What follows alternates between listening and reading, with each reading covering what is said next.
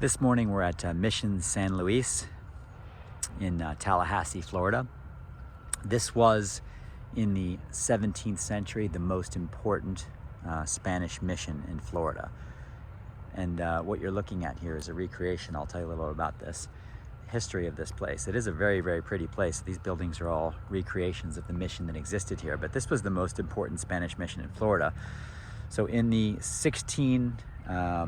15 and 1600s, the Spanish built more than 100 missions around Florida. And this one, at its peak in the late 1600s, had more than 1,500 Spanish persons, I should say, living here. So there was a military fort, so there were soldiers, there were Franciscan friars, and there were ordinary Spanish families living here, along with several hundred Appalachian Native Americans. And so, unlike other missions, unlike other Spanish missions around Florida and then later in California, in this case, the Appalachian actually requested the Spanish to come and build a mission here, believe it or not, because they were at war. Maybe war is too strong a term, but they were being raided and they had bad relations with the Creek and other tribes in the area, and sought sort of protection, and they felt that was a good decision for them. So starting in 1607, according to the information here on the grounds, the Appalachian in this area requested the Spanish to come and build a mission here, and they did so finally here on this site in 1657. But there were other missions in this area dating to the 1630s, and it was moved to this present site here in 1656. And for about 50 years or so, until 1704, the Appalachian coexisted mostly peacefully here with the Spanish until 1704. And in 1704, British forces, the British who were allied with the Creek tribe, as I mentioned before, the British and Creek forces were raiding this area, and they were invading, and basically the Spanish and the Appalachian here decided to burn the entire mission, including their church, which I guess they felt would be desecrated if they left it behind. They burned the entire place in advance of the British and Creek forces coming in here and the Appalachian people never returned to their homeland, their traditional homeland, this area again.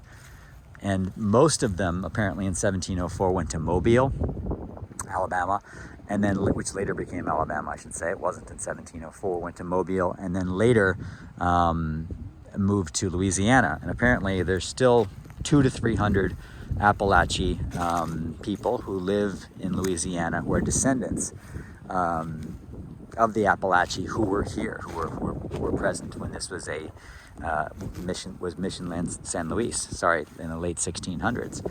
So that was pretty interesting. In any case, you can come here. This is the council building, this big building you see back there. We can take a look in here. This was the council building, which is sort of sounds like the way it was described here is sort of a town hall type structure where they had meetings, and it was sort of like also a tea house and such, and a place where different things went on. They do have some costumed reenactors here and such too, so it's a pretty interesting place. And unfortunately, of all of the, unlike in California where the missions were built much later, towards the latter half of the 18th century, many of those missions are still there. You can still see them. They have beautiful churches. I've been to, I think, 15 or 16 of them in California, and there's quite a lot of them in Baja California, even more, that are still there. Unfortunately, none of the 100+ missions that the Spanish built in Florida are still standing in their present structure, but you can visit this one at least and see, get an idea for it, with a pretty good museum and a film and such. But yeah, unfortunately, it's not like California where you can go in and actually still worship and go to masses in the missions and such. But this is still a pretty beautiful place. Let's take a look inside here. Thank you, Father. I'm making a little video here. Do you wear the Franciscan robe even in the summer when it's super hot here? Yes. Particular robe, I wear a lighter one made of linen. Okay. Yeah, I would never wear this. I was gonna say that would be brutal here in the summertime. Oh, it would. Even with the light one, it's still pretty bad. Yeah.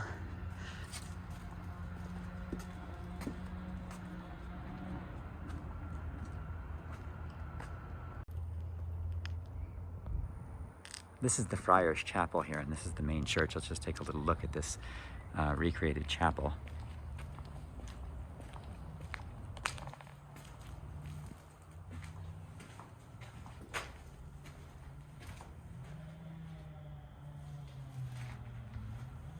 I like your outfit. Oh, thank you so much. It's not a nun outfit. Most people think that this is like a habit, but it's actually just a mantilla, which is what women of the time would have worn. Mm.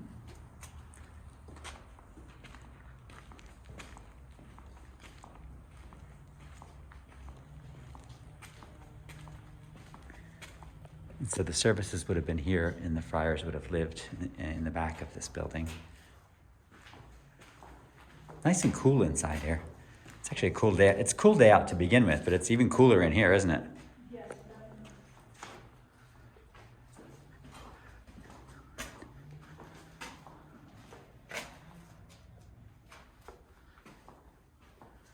No, I wouldn't want to have to sleep on this cot here. No, it would be no fun. Very austere, that's for sure. Austere living.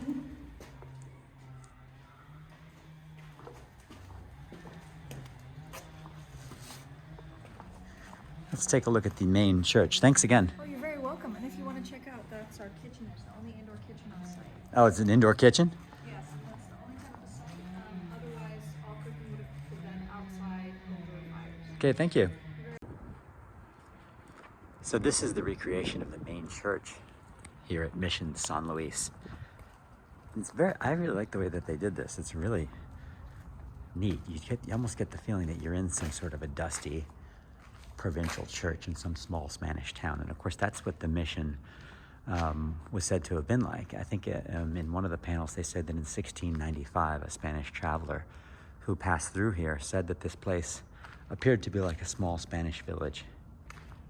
And this is their church. This is a recreation of their church. And they've put some really nice religious artwork in here too, for you getting an idea of it. And there's a small confessional booth here, as you can see. I don't think there are reenactors around, but I don't think there's a reenactor in here. No, there is not. Of course, this is where kids would have been baptized over here.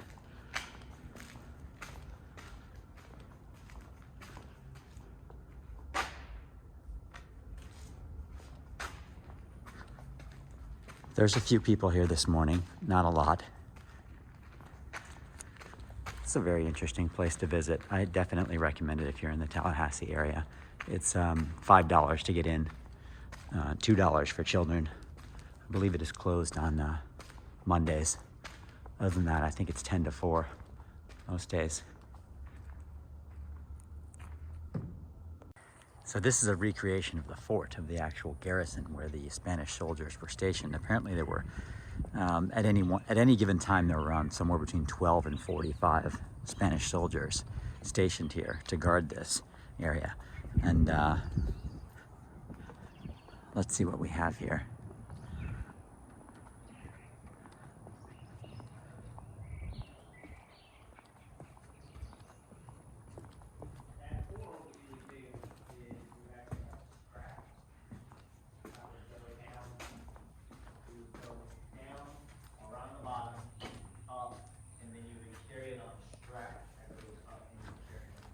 This is such a neat place, just love it.